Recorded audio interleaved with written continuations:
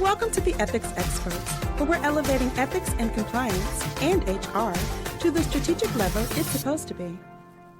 Hello, this is the Ethics Experts. If it's your first time joining us, welcome. And if you are a returning subscriber, hello, bestie. You look amazing today.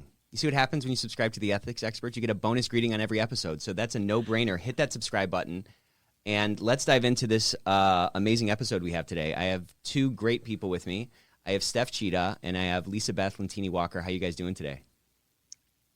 Well, I just got a whole bunch better. See? Highlight of my day right here.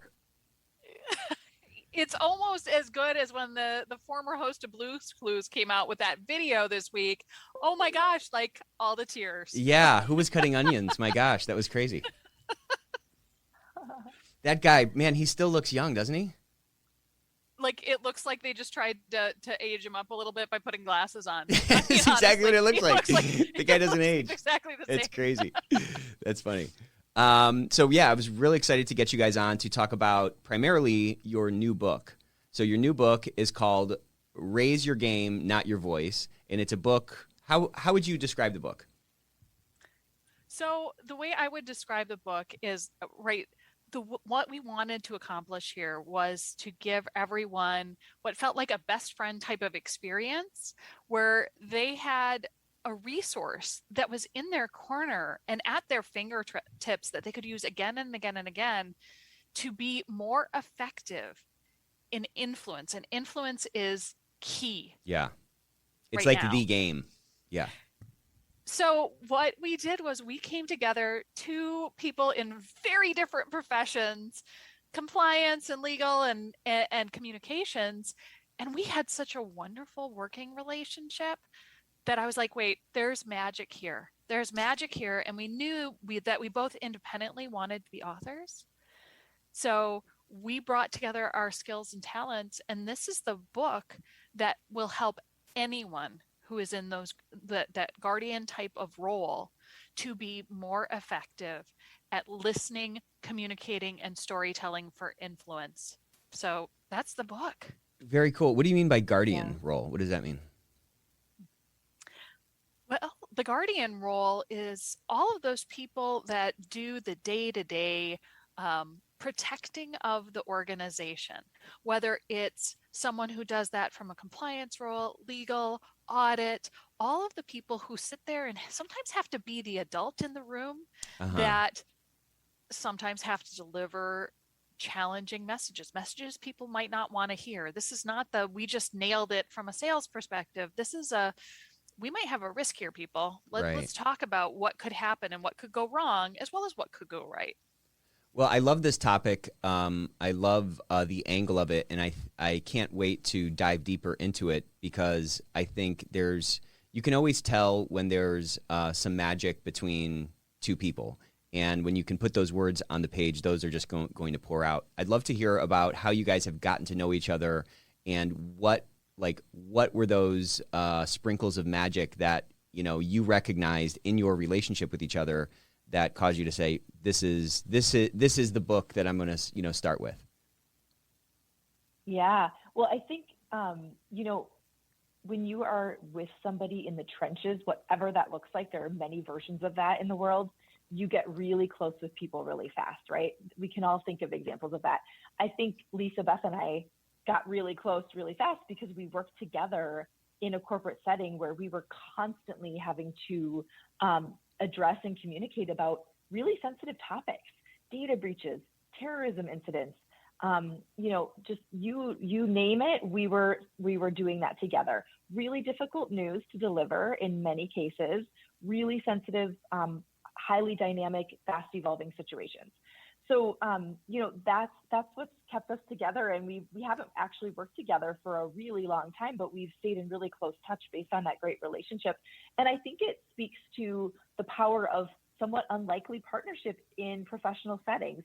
No one would normally accuse any legal and communications person of being cut from the same cloth, right? Usually those people are on opposing sides of the coin. But Lisa Beth and I really were able to form a strong partnership because we focused on, what was in the best interest of the organization, what the end users needed to hear and understand. And we were able to find a lot of common ground in doing that, and just really become I think a pretty effective team. It's interesting. There are all these identities that are sort of layered on top of each other that we end up holding on to. And depending on how sort of far down you adhere most strongly to whatever identity is in question, the higher the chance is for you not to sort of resonate with somebody else, right? Like it's that otherism that we're talking about. And I always say that like at the outer core or at the highest level, we can at least connect on humanity, right? Like we're all humans. We're all going through the same thing. What you guys were able to do was connect on something a layer lower than that with with what it sounds like is the proper kind of hierarchy in place where, listen, even though we're on different sort of sides of the fence or on different walls of the silo within our company, we can unite around what's best for the organization or this mission that we're all pursuing. And I think when we can acclimate more toward that, something that's more overarching, it's just it's way easier to like connect with somebody and make room for like the complementarity that can come from these, disparate or diverse perspectives, Absolutely. And I will say that one of the things that I think has really helped us through the years is we were able to build very quickly a solid foundation of trust between each other, right? I trust Stef implicitly that she is always going to give her best recommendation based on what she sees. And she trusts me to do the same. We may view things very differently, and that's okay. We still honor those different viewpoints, and we say, how can we together navigate this? Because what we have found again and again and again is that together we are stronger and we do better work. We challenge each other. We fill in those gaps that one or the other of us may have. Like I think I'm a great writer of legal stuff. And that is, great for a judge and it's great for another lawyer and right. It's terrible for someone else. But over the years, right, Stef has helped me up my game in terms of how I communicate differently to these different audiences. And she in turn has learned, well, kind of this is what the lawyers are looking for. And I respect that. And that's, right. We all have these wonderful talents that lead to a very rich experience if we amplify each other. I love how you put that, amplify each other. It's kind of this interesting dynamic, right? Like in our normal, there's this weird dichotomy in our lives, or in many people's lives, between like their normal life and their work life. And in your normal life, you do all the normal human things. You make connections with people easily, and you lead with empathy. And getting down tactical in terms of this book and the subject matter, you use different voices for different people, right? When you're speaking to someone old, you're going to maybe, no offense to the old person listening to this, but you may slow down or you may have to speak louder. Or if you're speaking to a child, you're going to get down on their level and you're going to use smaller words. Or if you're talking to a dog, you're going to use that dog voice or whatever that is. Why do you think it's so hard for folks to do that same sort of code switching, for lack of a better term, within an organization? Why is it so much harder to tune into the fact that I have different audiences or different people that I need to talk to that I need to change my voice for?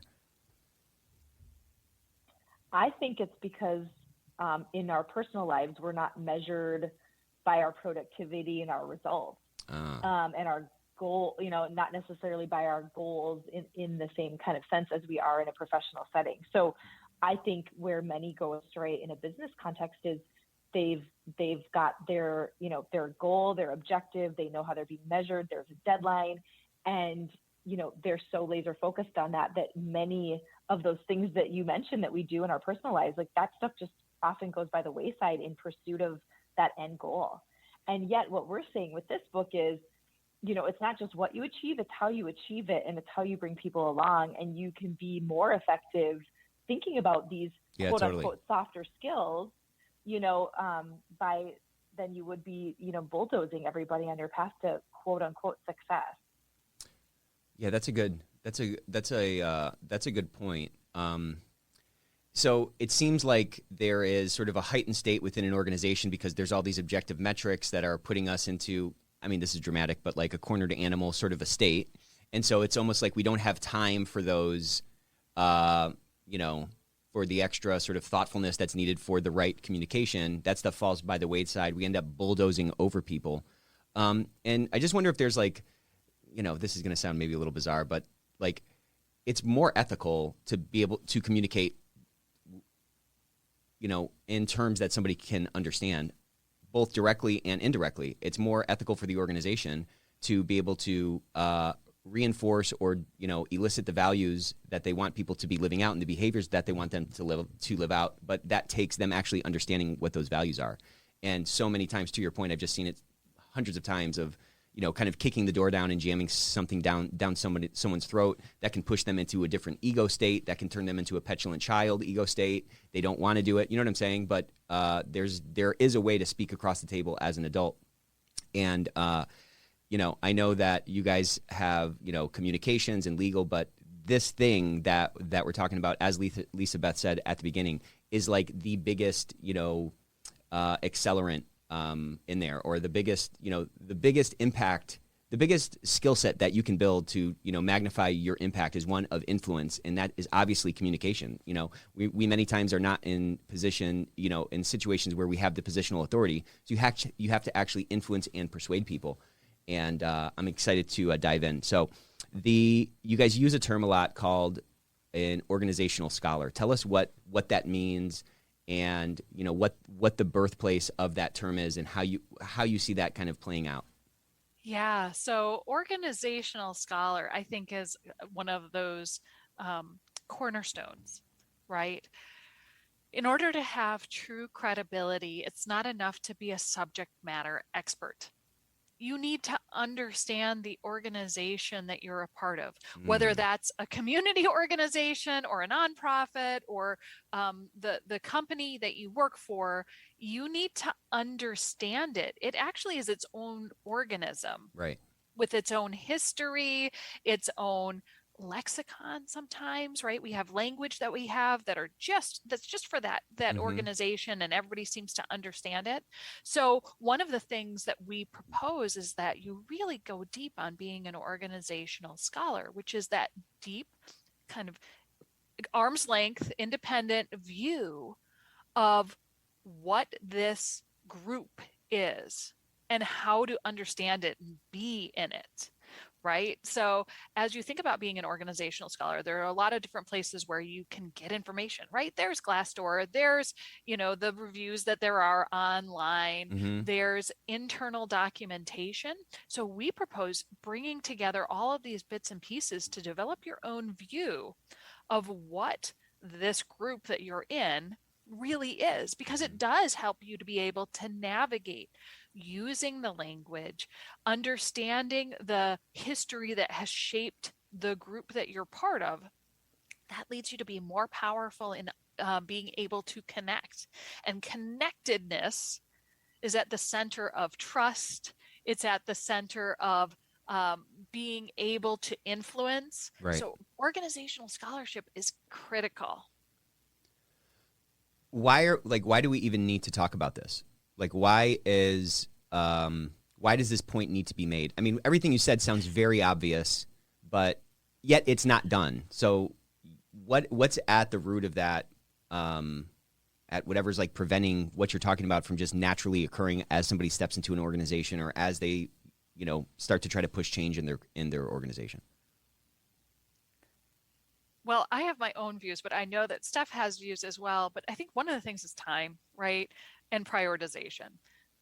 People just start going in and they're like, I'm the subject matter expert. Like, that's what I'm here to provide. But your role actually goes far beyond being a subject matter expert or doing a task within an organization. And so often people forget that. And they're just like, well, I'm going to give the same advice that I would give at any other organization. Well, that might not work. So taking the time to understand, I don't know why people don't do that every single time, but they don't. What about you, Stef? I would echo that. I think people assume that their specific expertise in their functional area is enough. And it for me, I equate it just like being a communicator. It's a similar support function. I can know all the grammar and punctuation rules on the planet, But if I don't know the business I'm supporting and the industry we're in, like, I'm going to be writing a whole lot of perfectly grammatically correct sentences that don't resonate and aren't applicable. Right. And it's so similar. It's really only half the job to have your functional expertise. I think the other half is to understand that broader context that you're operating in. One of the other things I love to call out about organizational scholar in particular is then even if you've done that, say you've done what we're recommending here, it is not enough to have all of that knowledge for yourself and hoard it for yourself. It's all about sharing it with others, and being seen as that go-to resource within your organization. One, it's the right thing to do. Two, that is what will increase your profile. Keeping that to yourself does nothing, but sharing that with others makes you that go-to person and that true expert. And that's really what we're coaching people to do through the book. Yeah, and if we're not communicating, then all this knowledge just sort of sits in one person's brain. Nobody else can get the benefit of it. As you guys were kind of talking through this, I was just kind of thinking about somebody trying to push change in their organization as a farmer, and they're like, I got to get these seeds in the ground. And it's like, well, you have to till the ground first, and you have to make sure like the soil is good to go, and you got to make sure it's all kind of lined up properly, or you putting those seeds out it's not going to do anything. You're not putting the seeds out for the sake of putting the seeds out. You're putting the seeds out to get some kind of a harvest, right? And I think folks seem to focus, maybe subconsciously on, I just have to get this off my plate. I have to get this to-do list, this item off my to-do list done. I'm the subject matter expert. I just need to dump them on these people. But it's kind of akin to just kind of throwing the seeds haphazardly wherever. And when there's not that care that goes into it, there's so much wasted effort. There's so much division that ends up driving in, between groups in an organization, and even like resentment. How have you seen this kind of go wrong when someone hasn't taken those steps to till the ground, so to speak? Well, I will tell you, I love the analogy. And the other part of the analogy before we completely step away from it is you have to actually continue to water Great point. these plants, right? Which is why an organizational scholar isn't a one and done. You don't just figure out everything about the company and then you never have to look at it again. Right? Companies are evolving constantly. This is a practice. It's not a task. Right. But I will tell you, when people don't connect their messaging with the organization, I've seen it go wrong a million ways. And I'm sure Stef has a million more ways, because it's a little bit like, well, what happens if a tree falls in the forest and no one's there to see it or to hear it, right? Does it make a sound? Well, it really doesn't matter, right? If no one's there to hear it, who cares? Right. And that's the same with your message. If no one is listening to your message and you don't have the credibility, and you don't connect it with something they care about, your message stinks. It doesn't matter. So in order to make sure that you get the organizational change that you're looking to have, you need to have the message be connected, be timely, resonate, etc. And that's critical. Or you can have the best message ever and nobody's going to hear it. Yeah. We talk to our sales folks about this a lot, particularly our sales development folks. As we're trying to grow our business, we're reaching out to people and so forth. And, everyone is very busy, and everyone's probably bombarded with a lot of other people trying to get their attention and so forth. So when somebody doesn't get back to us, or they don't return our call, or they don't return our email, it's not because they're a jerk. It's not because they hate us or some other like nefarious thing. It's because we weren't compelling enough. We didn't write something compelling enough, or we didn't understand the pain point enough, or we didn't, craft a set of words that was resonant enough with the person that we're targeting. And to your point, it fell flat. In that type of a role, there's a ton of iteration. Like there's a ton of data points for it, so you can kind of hone in on, okay, is this resonating or isn't it? In some of these other kind of internal communication roles, the tempo of those beats of communication are so much more sort of spread out. It sometimes gets harder to understand that, like, this is really a resonant problem, or this is a messaging issue. This is not necessarily the message itself. It's how I'm messaging it, or how I'm delivering it. And I'm sure you've seen, and maybe tell me, I'm sure you've seen people go through their whole careers never really getting this light bulb turned on, this internal kind of connection, persuasion, influence light bulb turned on. And that's a ton of wasted talent. You know what I mean? Absolutely. I would say and it does speak to kind of this, thinking about your audience first. The biggest mistake I see people make across the board, doesn't matter the function, is, they're the hero. It's about them and what they have to say, and they just assume people are sitting around waiting to hear it. Yeah. Right. And it can be very subtle, really, in how they write. But I hate to say it, but nobody is sitting around waiting to hear what the compliance department has to say, or anyone else for that matter. So it has to be that we make the end user, the person we're trying to reach, they are the hero, and we come alongside them. We're the guide. We're there to help kind of, position our information. It's all about them and how we're helping them accomplish what they set out to do. And that's when they're going to hear it. And it's just a completely fundamental shift in thinking that is really hard for many people to adapt. Why is that so hard? Because what you're describing is almost like the hero's journey and positioning that toward the person that you're trying to get at. So why is that so tough? We watch movies all the time. We live in stories all the time. That's exactly right. It's the hero's journey, and any wonderful movie, all of the great, really successful brands do that. But there are countless examples of really big global brands who still don't get that right. Why don't we do it? I think it does go back to what we were talking about earlier, where we're in this business context. We've got stuff to do. We want to put a check mark on sending that message and move on and think we got the job done.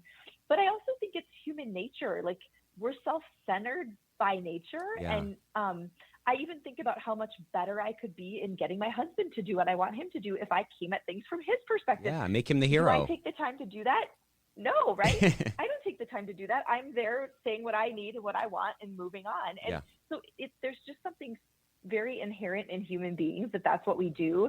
And what we're trying to help people do is say, okay, pause before you go communicate, pause before you go, manage that relationship, and let's help you really shift that and be intentional about it. Because the truth is, it does not come naturally. Yeah, it's almost like we're wired to do the opposite to your point. We're naturally self-centered. We naturally want what we want. But again, it's such a great hack to just pause for a second. I mean, even if it's just literally 5 seconds to just kind of center or something. You know what I'm saying? Lisa Beth, were you about to say something? I was going to say, I agree. We are naturally kind of self-centered beings, right? That's how, we're brought into this world, and we're brought in to look to make sure we have our basic needs met first, right? So we're all looking for food, shelter, all of those things. And then we have these goals that are connected to how we're compensated, which fuels all of those needs. Yeah, good point. Right? So part of what happens is we've got these goals and we're thinking, okay, well, I need to do this to keep my job. And then the thing that goes behind the scenes is the job pays me money, which keeps my family safe, which keeps me safe, which keeps me in a home, which keeps me fed, right? So automatically it does shift back to I'm looking out for making sure that I'm alive and I'm well. Right.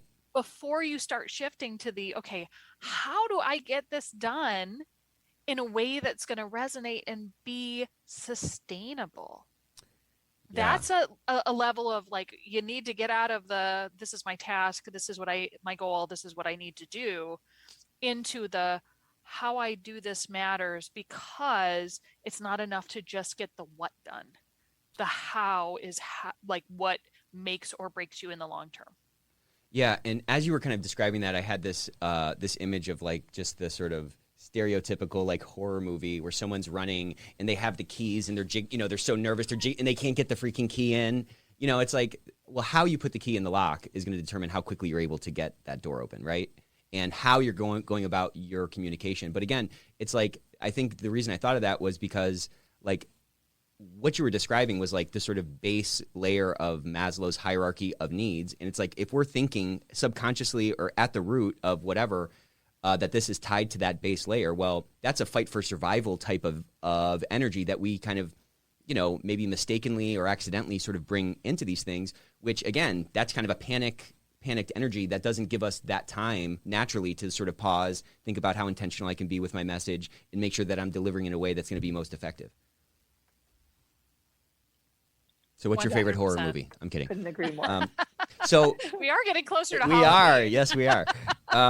So, you guys had this dream to write a book. You had this great relationship, this really symbiotic, synergistic relationship. You had sort of a similar ethos on how you looked at the world. Tell me a little bit about like how this idea was sort of birthed and how you just, I'm happy to hear about it, like how you came up with the title and how the sort of scope or the aim of the book may have changed as you developed it. Kind of getting toward who is this book for? Absolutely. What we really wanted to reflect in this book is the way that communications can enable anyone to be more successful in their career. And we knew that if we brought our compliance and communications respective perspectives together, we would be able to represent that. So there are certainly chapters in this book that have much more of a heavy touch from Lisa Beth. They're much more compliance focused. And there are some, conversely, that have much more of a touch from me. And then there's the bringing of it together. And again, I think that's such a physical representation of the way that we work. And again, the way that we are recommending people work and manage their careers and their relationships in their profession. So, the title is really very indicative of everything we're talking about. Raise your game, not your voice. Again, if you are not thinking about your audience, if you're just out to accomplish your goals, you're going to be the loudest one in the room. You're going to be, bulldozing people to get what you want. And this is about looking more holistically at the way that you conduct yourself. It's raising your game.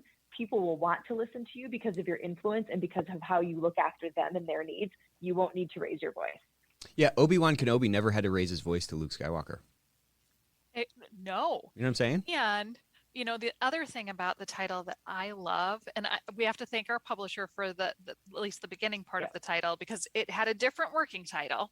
But the other part of the title that I love is that what I have perceived for a long time, especially in the compliance and ethics space, is that there has been a premium placed on uber extroverts. And I am an extrovert. I love being an extrovert. That's just who I am. But I don't think that historically we have given enough credit to voices that are not as loud. And so for me, it was really important because I think that there are so many people that are operating in the compliance and ethics space that don't have, jazz hands and spotlight on me and really loud voices, who are doing incredible work. You don't need to be an extrovert to be in this profession at all. And so that was why I loved the title, and I thought it really would resonate with a lot of people. So you don't need to be an extrovert at all, but you do need to what? Buy the book. No, I'm kidding. Do buy the book, but you need to do something, right, to raise your voice. Not raise your voice. I'm sorry. But you need to do something to develop a counterbalance to what your natural tendency is. And Absolutely. What do you think those things are, or how have you seen people kind of go through that J curve who are maybe way introverted, but after some coaching with you or after learning some tactics, they've become increasingly effective despite that personality trait? So with people who are not natural extroverts, right, there are different skills that are cultivated over time, right? When you have someone who doesn't like to talk to people, there are lots of ways to communicate without having to be giving speeches, without having to be standing at the front of the room doing all these different things. Those are all, fine things. But one of the things that Stef focuses in on particularly is landing your message in 7 different ways, 7 times.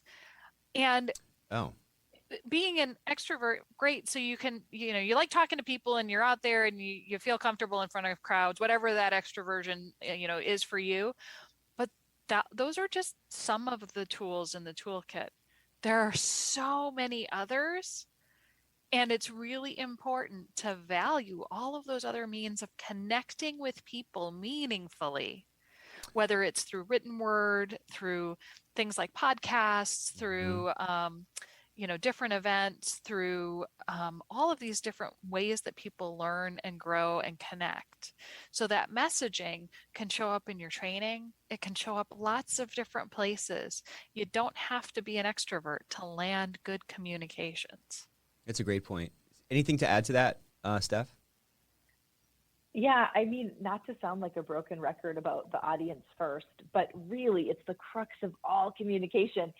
And if somebody is communicating to me and I know that they get me, they're trying to relate to me, they're putting my needs first, they don't have to be loud. They can be as quiet as they want, but I feel heard. Conversely, if somebody's just coming at me with their agenda and their message, and especially if they're being loud about it, what a turnoff, right? So I think, smaller, quieter voices can absolutely be really powerful weapons in communication. For me, it's all about the content of the message. And of course, the delivery does matter, but if that content is wrong, I don't care how you serve it up to me, I'm not taking it. Yeah, I like that. It seems like, introverts may look at extroverts and think, oh, these people are just better communicators than I am. But kind of to your point, like just because somebody likes to talk doesn't mean that they're good at talking. Just because someone is comfortable in front of the room doesn't mean that they can necessarily deliver the right message and so forth. That ends up that, willingness to step in front of the room, or somebody who doesn't appear to have anxiety seems to be a perceived strong force in somebody being a good communicator. But to your point, it's actually those like more hidden things, those things a little bit below the surface that actually determine whether somebody's a good communicator or not, And I think to kind of circle back to where we were before, why don't people implement this when they're willing to kind of go on the same level as the child? In the workplace, people just oftentimes forget. They're like, oh, we're all adults. We're all adults, working people, right? But there is so much more nuance to that, right? There are cultural differences. There are office geographic differences. There are so many different things that we could do to make lives easier and to connect better to people. Taking a little time to understand that makes you a better practitioner of anything you do. So let's dive into some of the psychology of it, because you're exactly right. Taking a little bit of intentionality, sprinkling, seasoning your dish with a little more sort of purposefulness, slowing down a little bit, actually ends up saving a lot of time. But let's talk about some of the psychology that's embedded in this book and the approach and your overall sort of thesis driving behind this work that you guys put out.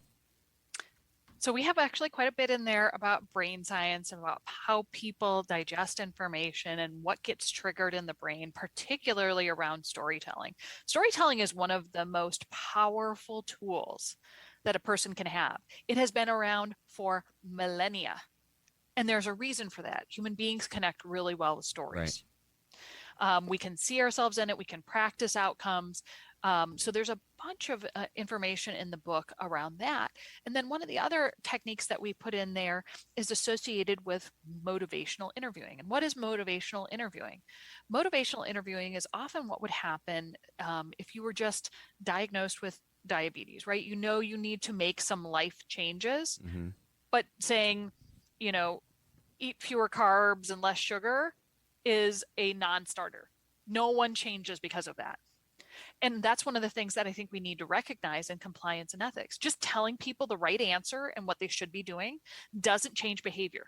Right. Motivational interviewing is about getting people to see what's in it for them and connect with their why associated to an outcome. Okay. And that's where I think there is magic, because if it's, don't bribe X, Y, and Z, like everybody's like, okay, I don't bribe. But then when it comes down to it, they may find themselves in a situation where they'd consider it. If you get to that deeper purpose and meaning and make it meaningful to them, there's your magic. So let's get tactical and double click on that, because there's a ton of magic in that when you can, again, understand what's at the core of someone, that why. How would this motivational interviewing arrow be pulled out of the quiver and actually fired? Like, how does it actually work, or what's a situation or an example of that in action?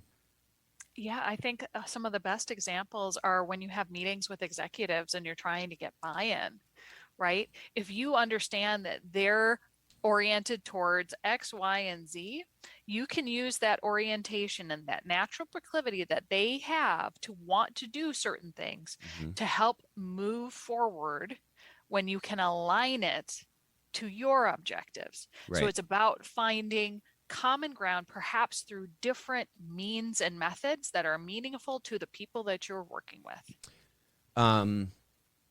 And how do you uncover those things? I mean, what we're kind of talking about is a discovery process. And I guess I had been kind of thinking about it across like an organization. You're talking about it kind of getting buy-in from the top.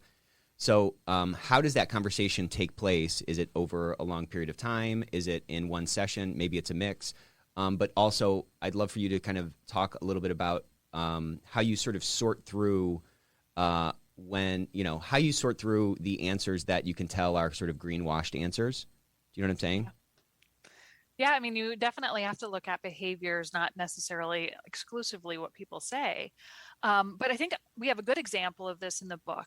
And it was around ESG, which is a super popular topic right now. Right. And when I was first at Best Buy, and that was like a decade and a half ago now, we were embarking upon our first sustainability reporting, or at the time, I think it was corporate social responsibility, which is kind of an out of favor term now. But I looked at it and I was like, look, this is really great content, but I looked at it from my lens and I was like, I think that we might need to report on that at some point in time. So I think we need to have similar teams looking at this from an accountability and transparency standpoint as we would for any public SEC filing. And that's more effort. It's more time. So there were a lot of conversations that had to be had around how do you get that buy-in? Well, from finance, you're going to say, this is what we need to do because you may need to audit this at some point in time. Better to start from a strong foundation there so that you can move forward. With our PR team, you don't want to have to walk back any of those statements. So let's make sure that there's accuracy right now so that we don't have to, go back and do something that would be perceived as not having been truthful in the first place, because that credibility is super important to the communications and PR team. And you went from group to group to group to gather those key pain points and to talk about why the change that you were proposing. And in this case, it was to make sure that there was this transparency. When there was transparency, accountability, auditability, there was no mandate for that. There was no requirement for it at the time. That's the key of influence. Doing the right thing when you are not required to do it, and understanding those motivators that can help you get across the goal line. That's a great example. That's a phenomenal example of how to push that change and frame it the right way. I mean, this is all really just a framing exercise, and you need to understand the painting before you can put the right frame around it. You know what I'm saying? 100%. So you guys talk a lot about the right message at the right time, or what is your the mantra there? Yeah, so something communicators often say is 7 times 7 ways. And that's about the need to repeat in addition to, everything we've talked about, right? With, putting your audience first, flipping your perspective, focusing on them, writing to what they care about and need. The other piece of that is, guess what? They're really distracted, probably never, more so than now. And so you can't just also say it once and put a check mark in the box and think you're good to go. You need to vary and repeat your message. And the biggest misconception with that is, well, gosh, if everyone's already distracted and there's just everything is so noisy, am I not just adding to the noise by repeating myself? If you don't do it well, yes, you are. But what we talk about in our book is the art of varied repetition. So it's, kind of having those core key messages, the core things that you're trying to communicate that are already audience focused, and then figuring out how do you serve those up in different ways to get people's attention. Maybe it's different channels, right? We've covered many of them. Maybe it's a shorter snippet in social media and it's a longer blog and it's this and it's that. And then there's also, from a content perspective, different angles you can take on the same information, right? So, one angle might appeal to kind of how is this happening? Another angle on it, the same piece of information might be more about like the what or the why. And you can vary and continue to repeat your message in that way. So there's actually worksheets in the book that help break that down and guide people through how to do that, because it sounds a little bit nebulous, but these are all the kinds of things that we need to think about so that we really are thinking, okay, did our message actually get heard and understood and noticed at the end of the day versus, hey, did we push send on something? Did we technically communicate? Those are two very different things. How tough was it to come up with these exercises and these things to illustrate these kind of more theoretical concepts? Was that a difficult part of the book process? I found it to be the easiest part. In fact, Really? when I was writing my chapters, I often started with the worksheets first. Interesting. Just like, because that's the work I do all day long in my actual life, so Yeah. It's easy to sit down and go, how would I work through this? How would I think through this? And then to write the content to support it was the slightly harder part, at least for me. How about you, Lisa I Beth? would totally agree, Steph. Like the worksheets, the actual practice of it were things that I was already doing and that I wanted to share with the world, and so did Steph, right? So the worksheets were the how we did all this. The hardest part for me was not writing like a lawyer. I mean, my publisher was like, I want to see leisurely, like beautiful, flowery writing. And I'm like, that's just not my jam. Yeah. Like, this is the hard thing for me to do. So that was the hardest part of the book, was like the writing and dumbing it down for us lay people, right? No, it was I'm trying kidding. to be less concise and more descriptive. Yeah. Because I'm usually like, there was a wall and then that person ran into it, instead of like explaining all of the things that led up to it. Yeah, it is a different sort of posture at the keyboard or something. Like, it's a different lens through which you see the world to communicate in that way versus the way you're talking about. Yeah. Mm-hmm. Steph, have you always been tuned into this kind of stuff, or at some point did you just look back and be like, oh, this is all kind of second nature to me? I'm saying in terms of, running through that algorithm of, it seems like it's essentially a simulation of like stepping into this person and this archetype and how is this message going to land with A, B, and C. Do you just get faster at that? Have you always had an inclination to it? Is it a skill set that you've just built over time?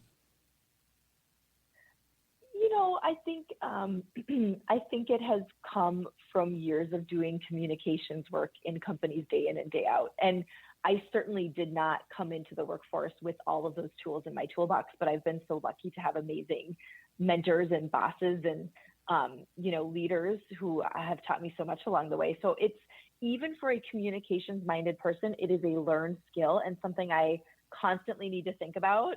We were just talking about, right, using it to our advantage personally. I should be so good at that. And I don't do that at all.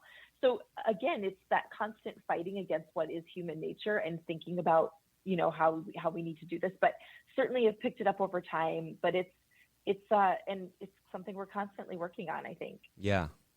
I'd love to talk, I'd love to kind of get into the nitty gritty with you guys about, like, I've always wanted to write a book.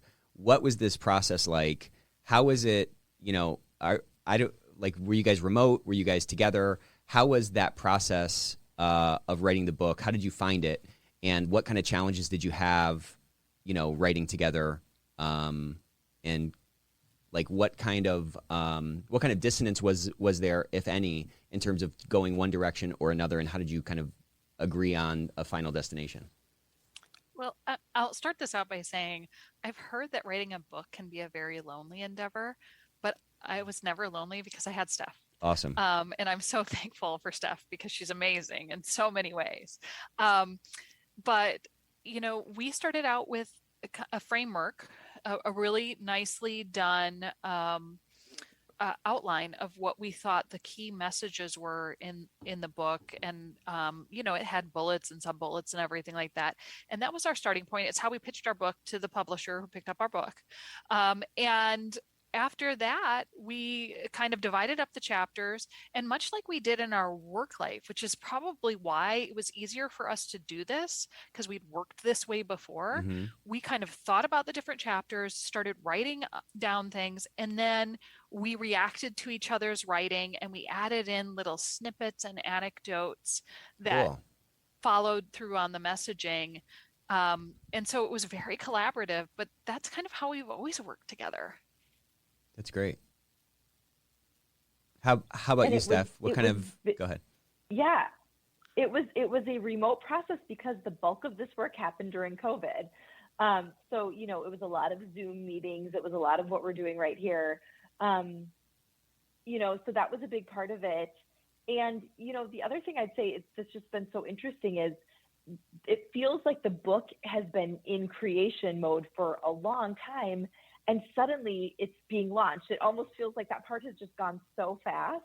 And it's the good, fun part that we were so looking forward to. But we're learning a lot about publishing a book by going through it too. Neither of us have ever done it. And it's been super exciting, but also really an interesting learning for us. Yeah. What was your biggest lesson from this? How do you feel like you as a person have grown or changed as a result of diving into this endeavor and pushing it across the finish line? So for me, it actually reinforced a learning that I had, which was if you surround yourself with good people who lift you up, anything you do and the way that you live your life will be better. And so I am outrageously fortunate that I get to work with Stef. I get to work with Sarah Haddon and the team over at CCI. And I don't think that this book would have been anywhere near as good as it is. And I think it's an excellent book. If I didn't have wonderful people surrounding me, I feel so incredibly honored that I get to spend time with them every day at this point. Was it scary sending your first draft to the publisher?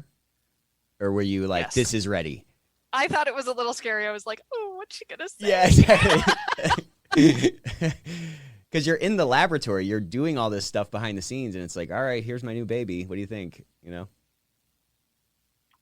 Yeah. How about you, I would Stef? just What did you echo- learn through this process? Yeah, of course I echo all of the things Lisa Beth just said, just 100%. It is because of Lisa Beth that we get to have this book, and her wonderful credibility and network and expertise in your industry. And so I'm just feel like I'm along for the ride, and I'm super grateful to be part of it. One thing I would say I've learned, and it's like I know this, but I forget it, right? Mhm. So one of the challenges of writing this book was making time to write this book, because both of us were super busy with client work and the stuff that's urgent, right? That pays the bills, right? This, today. And so for me, it was a good reminder of some of the most important things you do are not the most urgent on your plate on any given day, but you need to, and that could be true of networking. I mean, so many examples of that. And we know it.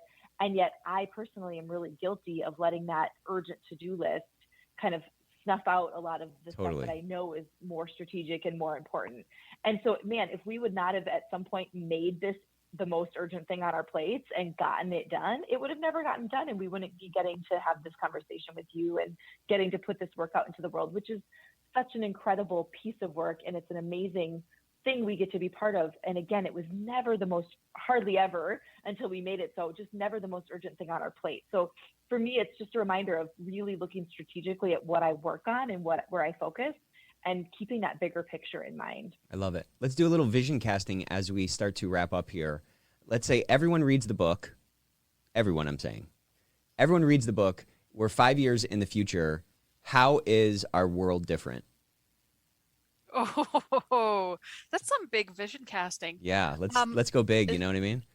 So I think if everybody reads the book and really everybody actually practices what we talk about in the book, I think we end up with a better, more caring, more connected society. That's what I think. I think that we communicate in ways that make a difference to people, and that behaviors are changed because they get it. If we could connect with higher purpose all the time, I think that we have a better life. Yeah, and so many conflicts in life are really miscommunications. I mean, it could be more than half. You know what I'm saying? Maybe might be 80%. I don't know, but communication is so overlooked because hey, we're all adults, like you said earlier. I love it. What about you, Steph? Let's pull that vision board out. My vision would be that the compliance function and any sort of guardian function is dramatically, their profile within organizations is dramatically elevated because they know how to manage relationships intentionally. They know how to become those go-to experts. They know how to communicate in ways that their audience will listen to. I think the potential there for those professionals to shine is just like limitless. And I would love to see that be an outcome of this book.